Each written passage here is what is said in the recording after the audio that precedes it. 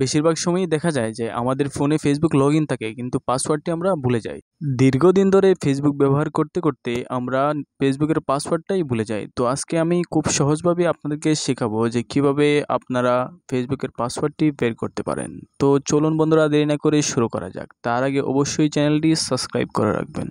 তো প্রথমত আমরা ফেসবুক অফিসিয়াল অ্যাপে ঢুকে গেলাম। ঢুকে যাওয়ার পর থ্রি ডট লাইনে ক্লিক করলাম। ক্লিক করার পর আপনারা যে কাজটি করবেন, সেটিংস অ্যান্ড প্রাইভেসিতে ঢুকে যাবেন। তারপরে আপনারা সেটিংস যে অপশনটি পাবেন, সেটিংসে ক্লিক করবেন। সেটিংসে ক্লিক করার পর আপনারা দেখতে পারতেছেন যে পার্সোনাল অ্যান্ড সিকিউরিটি নামে যে অপশনটি আছে, আপনারা সেই অপশনটি সিলেক্ট করবেন।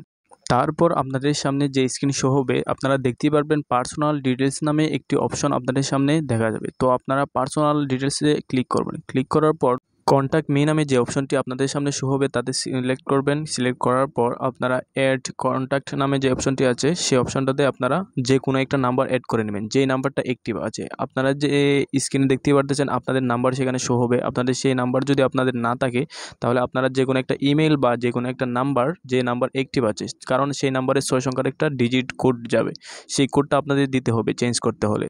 আপনারা কি করবেন, আপনারা প্রথমত আপনাদের পুরো নাম্বারটা দিয়ে দিবেন। দিয়ে দেওয়ার পর আপনাদের যে আইডি আছে সেটা সিলেক্ট করে দিবেন। সিলেক্ট করার পর নেক্সট যে বাটন আছে, নেক্সট বাটনে ক্লিক করলে আপনাদের একটা কোড যাবে।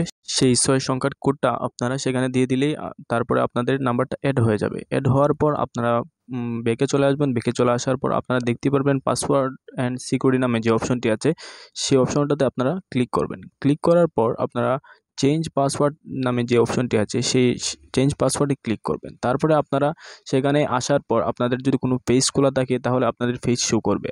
আমরা যেহেতু ফেসবুক প্রোফাইল নিয়ে কাজ করব, তাই ফেসবুক প্রোফাইলে ক্লিক করব। প্রোফাইলে ক্লিক করার পর আপনাদের সামনে যে ইন্টারফেস শো হবে, আপনারা দেখতে পারবেন কারেন্ট পাসওয়ার্ড এবং নিউ পাসওয়ার্ড এবং রিটাইপ পাসওয়ার্ড এবং ফরগেট পাসওয়ার্ড নামে একটি অপশন থাকবে। সো আমাদের কাছে যেহেতু কোনো পাসওয়ার্ড নেই, জানা নাই, তাহলে আমরা ফরগেট পাসওয়ার্ডে ক্লিক করব।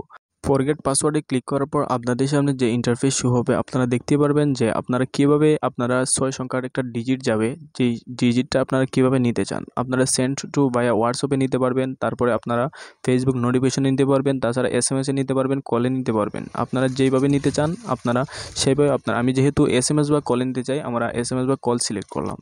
তারপর আপনারা কন্টিনিউতে ক্লিক করবেন। কন্টিনিউতে ক্লিক করার পর আপনাদের সামনে একটা ইন্টারফেস শো হবে। তো আপনারা দেখতে পাচ্ছেন 6 সংখ্যার যে ডিজিটটা আপনাকে চাচ্ছে। তো আপনাদের মোবাইলে কিছুক্ষণের মধ্যেই 6 সংখ্যার ডিজিটটা চলে যাবে। তো আমরা যেহেতু কলে দিয়েছিলাম বা এসএমএস, আপনাদের সামনে কল চলে আসছে। সো আমরা কলটা ধরলাম। ধরেই দেখতেই পারতেছেন যে একটা 6 সংখ্যার ডিজিটই সেই কলটা আসছে। সেই 6 সংখ্যার ডিজিটটাই হবে আমাদের এইখানের ডিজিট। সো আমরা খুব সহজেই 6 সংখ্যার ডিজিটটা আমরা সেখানে বসিয়ে ফেললাম।